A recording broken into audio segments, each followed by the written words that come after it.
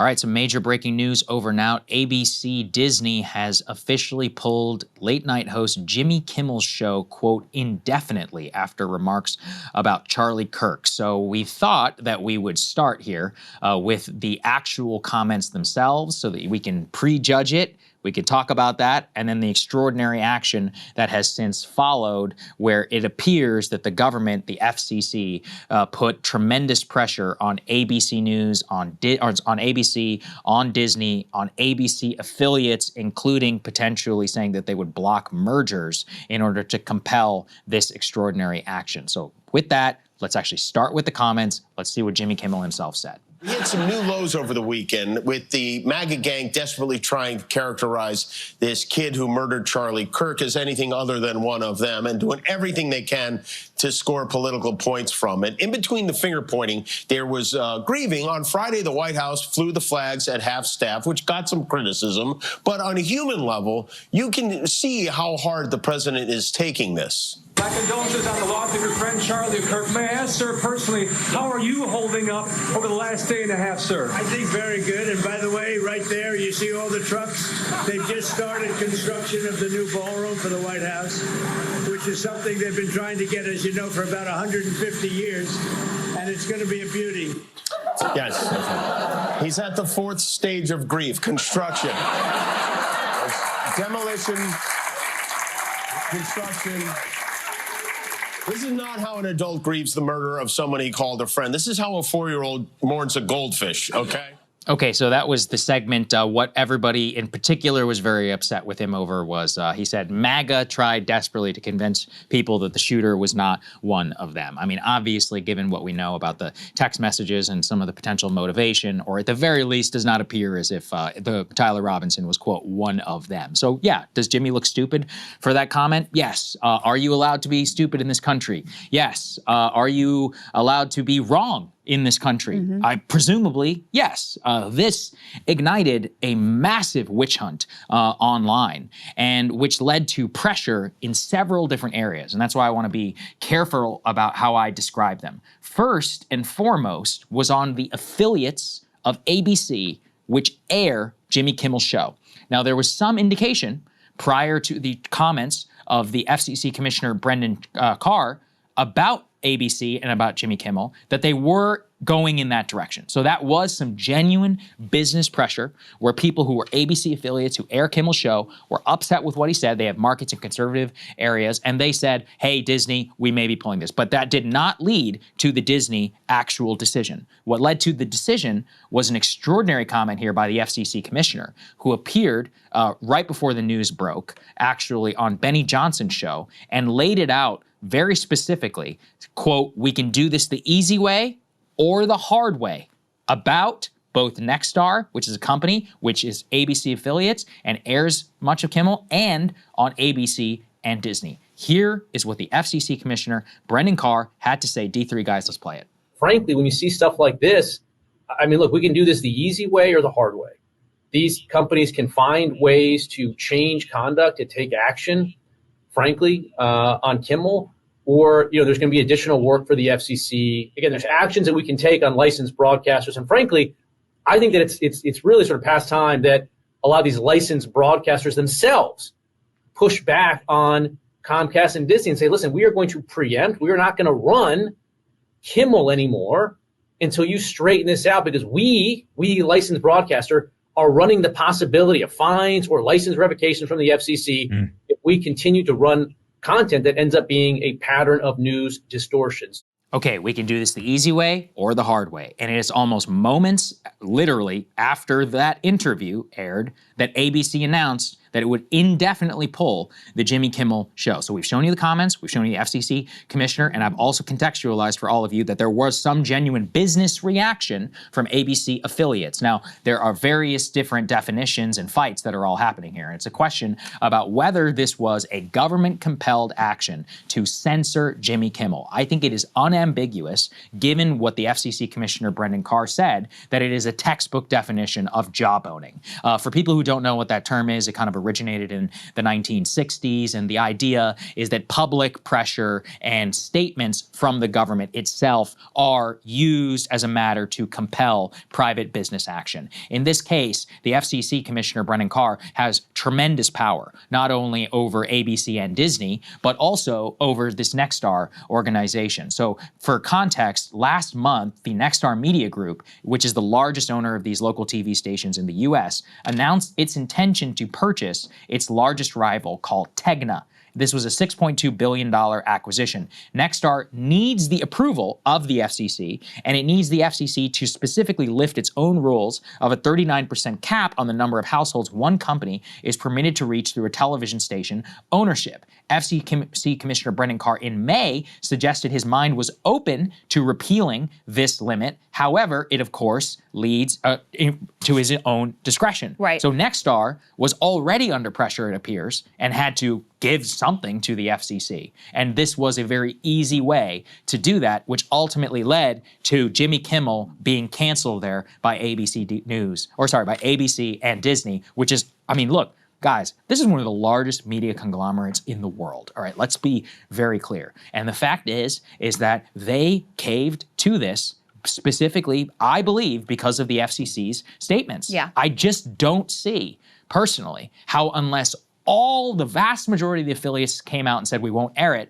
that then they would do it. And by the way, if that's how it happened, it's a very different story because that's a business decision. Look, on Jimmy Kimmel, I haven't watched his show and probably, I don't know, the last time he went viral for me is when I was in college on those Matt Damon videos, you know? I mean, that was a long, long time ago. Yeah. Or The Man Show. Like, Yeah. that is the only reference I have for Jimmy Kimmel, when he was dating, like, Sarah Silverman. That's it. That's all I got. I know nothing else about the guy. I'm pretty sure his ratings were a disaster.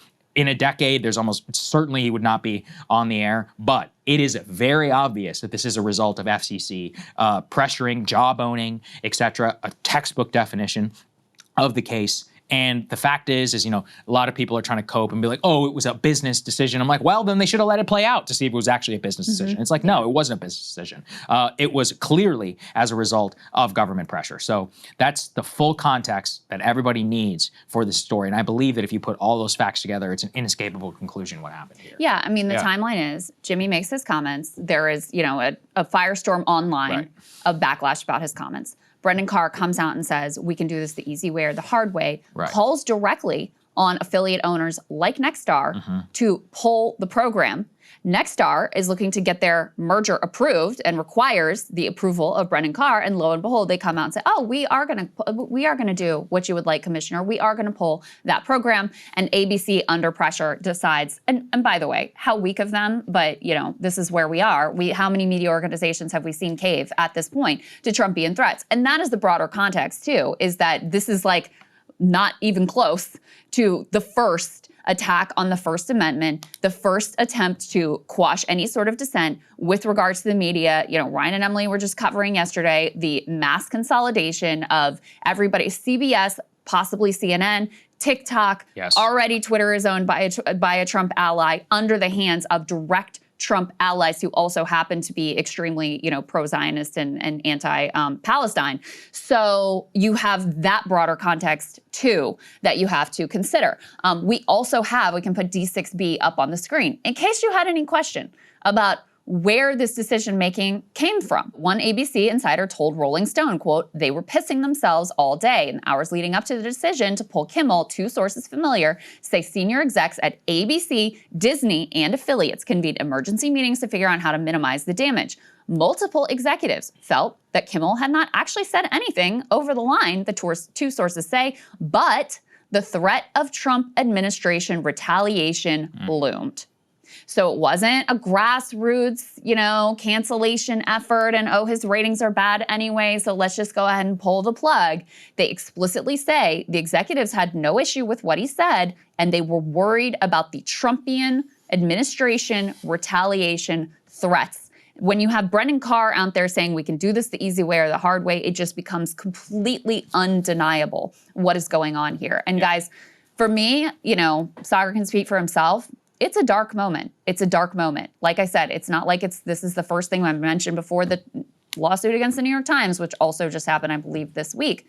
But when you have so many corporations just completely capitulating, when you have these types of brazen, illegal threats being made out in the open over, I mean, yeah, it was a dumb comment. I mean, this is like not remotely even close to anything that's like wildly offensive or over the line. Like, it's not even borderline to me. It's crazy. And probably the part Trump liked the least was the legitimate joke about like, this guy who's supposed to be so close to you just died and you can't even spend 2 sentences talking about him before you're on to your construction project. In addition, Trump had threatened Kimmel before and predicted that he would be, quote, the next to go. We can put D2 up on the screen. Everybody is saying I was solely responsible for the firing of Stephen Colbert from CBS Late Night. That is not true. The reason he was fired is a pure lack of talent. In fact, this deficiency was costing CBS $50 million a year in losses, and it was only getting worse. Next up will be an even less talented Jimmy Kimmel, and then a weak and very insecure Jimmy Fallon. The only real question is who will go first. Showbiz and television, very simple business. If you get ratings, you can say or do anything. If you don't, you'll always become a victim. Colbert became victim to himself. The other two will follow. So he says there, he predicts that next up will be Jimmy Kimmel. And then lo and behold, they find a pretext to put pressure on Kimmel, to put pressure on ABC, and to cause his removal as well. And I have no doubt that the other two remaining late night hosts are going to be next because Trump is saying that outright. He is predicting that outright. And, you know, some of the Saagar that I've seen is like, okay, well, these are mainstream institutions. They suck anyway. You know, people are moving away from them anyway. The ratings suck, blah, blah, blah. And it's like, guys, if you think, if like Disney can't stand up to the Trump administration, what, you think we have a chance? Like any independent media outlet. You're dead. They quash us like a bug in a heartbeat the minute that they decide to. We know Charlie Kirk, who is as close aligned with, was as close aligned with the Trump administration as you could possibly be. Even he was coming under pressure because he, you know, had some qualms about the Iran strikes and was not 100 million% towing the line on Israel, like just even allowing some other voices in. He was under tremendous pressure. Like, this is a incredibly dark landscape. And the hypocrisy point goes, I mean, I'm sick of saying it at this point, but some of the same, Brendan Carr himself was out there. You can go and back and look at his Twitter timeline and his tweet after tweet after tweet about jawboning, about government censorship, about free speech, about how the government shouldn't have been in, you know, the Twitter files and how the government shouldn't have been involved, blah, blah, blah. Like, this is so far beyond anything. And we objected to the things the Biden administration did, by the way. This is so far beyond anything that they did. It is in a completely different category. And look, there's Brendan Carr completely turning on a dime now that he has power because he knows the assignment. If he is going to stay in that position and keep his title and keep his power, he is going to operate the way Donald Trump wants him to operate. And that is what this is. Yeah, it's terrifying, honestly. It's just like we were, I was thinking back, you remember the day after Charlie was shot, we did our, or was killed, we did our show. It was on 9/11.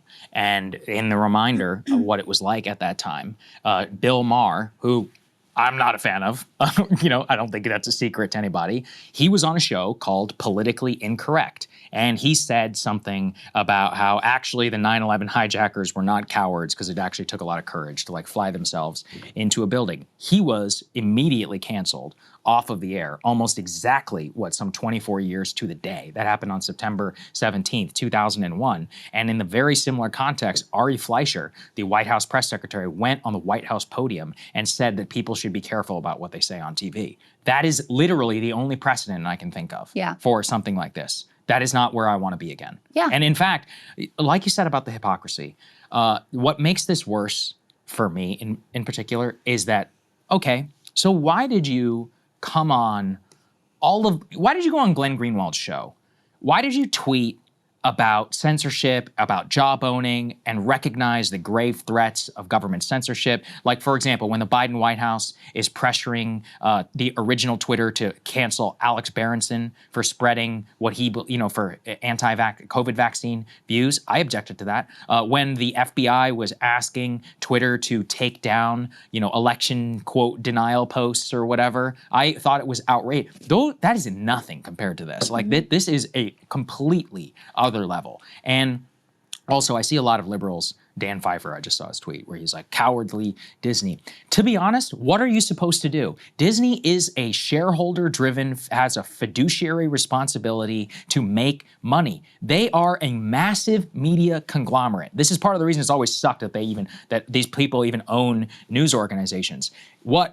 Imagine, they have Disney Shanghai. Trump could destroy them. He could literally just cancel the visas or whatever if they want to for the amusement park business. Or they can mess up their broadcast licenses. Or, I could go on forever. It's a massive conglomerate. Which, think about Harvard University or CBS News, Paramount, everything.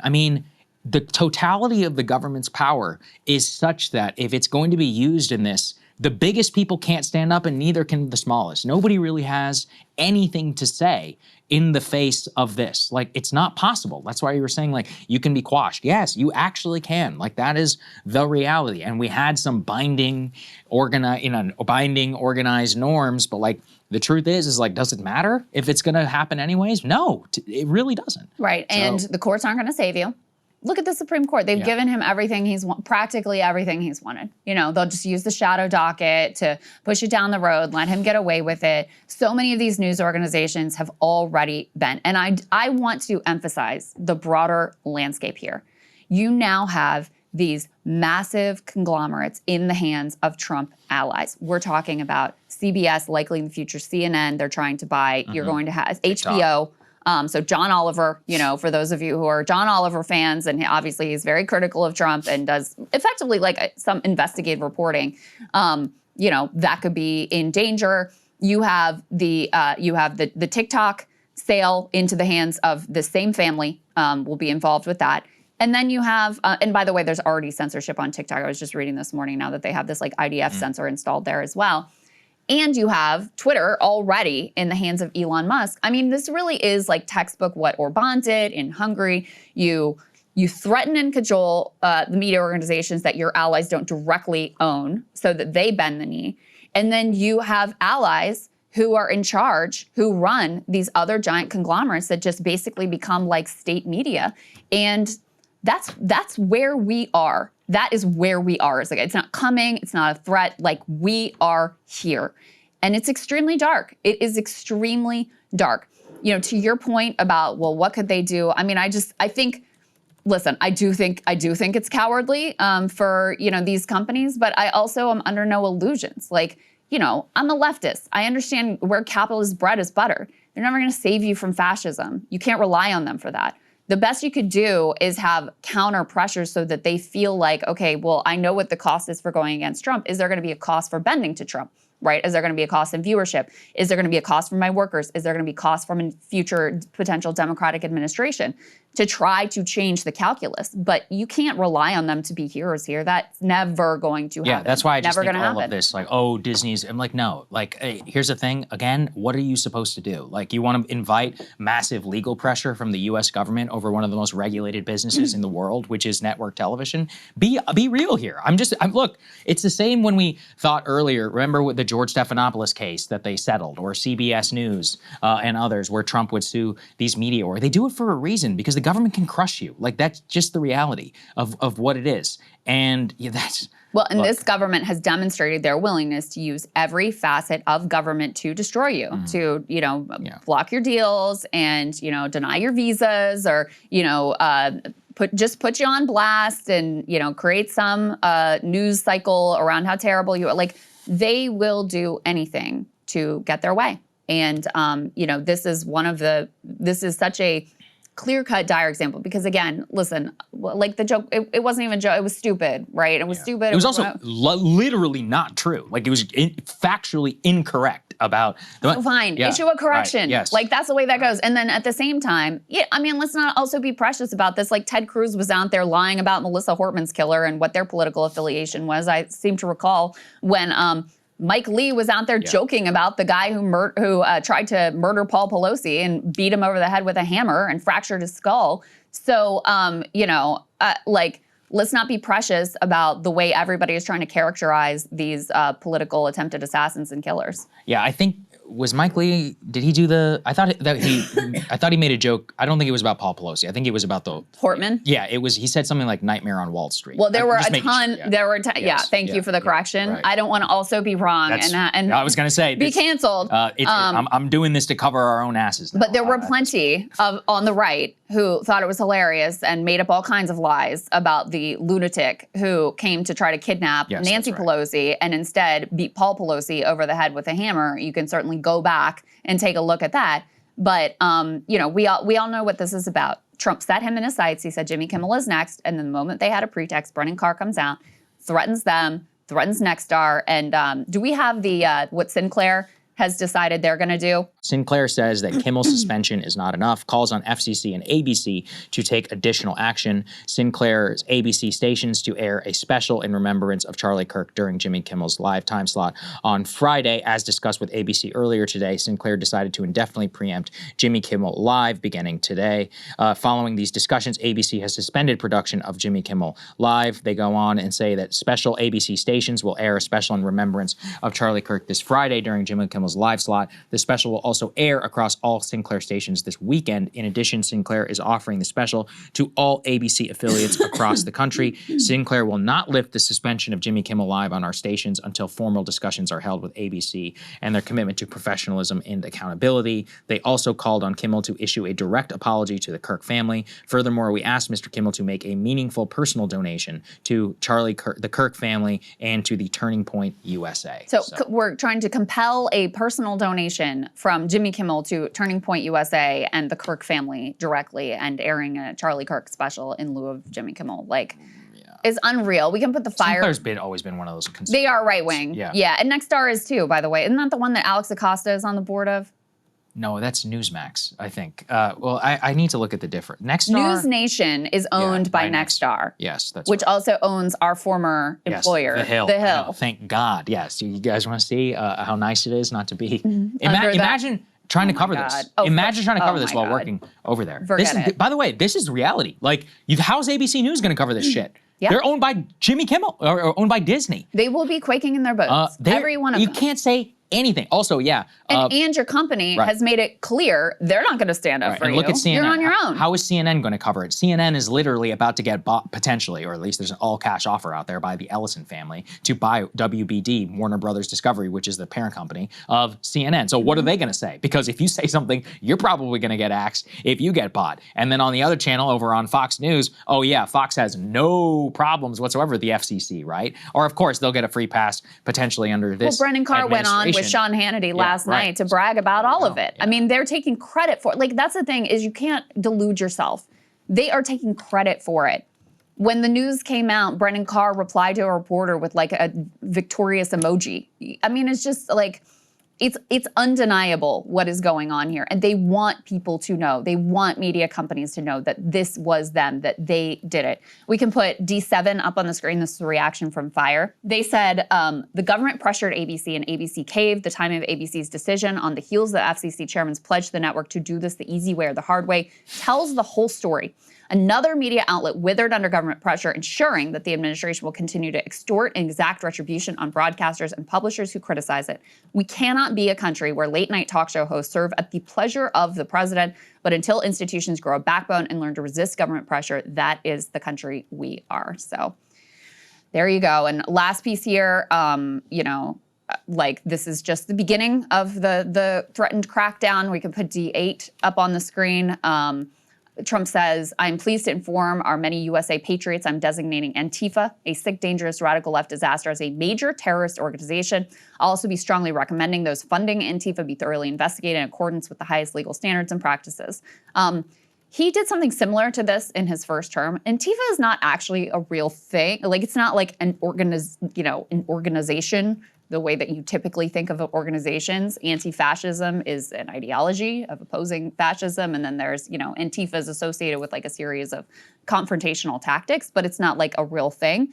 So, remains to be seen what actual impact this has, because he did try to do the same thing the first time, but as was predicted, they are using the assassination of Charlie Kirk to further crush dissent, punish their political opponents, and consolidate power. That's what he does. if it wasn't this, it would be something else. But this, has provided also like a very heated emotional climate in which to try to do these things. And, that's where we are. This is the first like clear-cut action under this new, it's not new, but an escalation of the previous tactics of the Trump administration to use any sort of crisis, emergency, or invented crisis or emergency to crush dissent and consolidate power. And that's where we are. Yeah, this is literally, I just looked it up. It's September 18th, 2025. 24 years and 1 day to the day since Bill Maher was canceled on politically incorrect, under pressure from the Bush administration. And let me say his thing was more provocative. I don't defend him being fired. So here's what he said. It was definitely more provocative than this. But here's the thing. This is what I've come to take away. The worst thing that happened, I saw a really insightful tweet where when Tucker recently said something about bin Laden, and somebody was like, oh, Tucker would have been the guy today who would have interviewed bin Laden after 9/11. And someone said, can you imagine how different history would have been if someone had interviewed bin Laden after 9/11? And that's really stuck with me, because the fact is that the inability to discuss, to talk, and to have any fulsome conversation about foreign policy or about the reasons that happened led to the war in Iraq. It led to, the disastrous 20-year experiment in Afghanistan. It destroyed, bankrupted the entire country, not to mention all of the downstream consequences and millions of lives, that were killed. Here's what Bill Maher said. He said, quote, we have been cowards lobbing cruise missiles from 2,000 miles away. That's cowardly. Staying in the airplane when it hits a building, say what you want about it. It's not cowardly. And look, that is a crazy thing to say. But what is the crux of what he's trying to say? Is that U.S. military adventurism has led to blowback, right? That was the theory that was put forth by leftists and libertarians after the immediate aftermath of 9/11. And then when the Gen Z Zoomers rediscovered the bin Laden letter, they were like, wait, this wasn't just because they, quote, hated us for our freedoms. Some of them did, okay? Some of them actually did. They were crazy. Some of them were used, like in political terrorism ideology, would use legitimate grievances to say that is why an indictment of the American people. But imagine if we'd actually had that type of conversation, and that's exactly why his cancellation and the eventual praise by the Bush administration was a tone of how things were then to come, when in 2002, when we all start talking about yellow cake uranium and cheerleading, and we don't want the smoking gun to be a mushroom cloud, that we invade the country of Iraq. Like, you may think I'm exaggerating. I watched all this shit happen in my entire life. The only reason I'm here is to fight against it. So to see it happen again, I don't know. It's sick. It really is sick.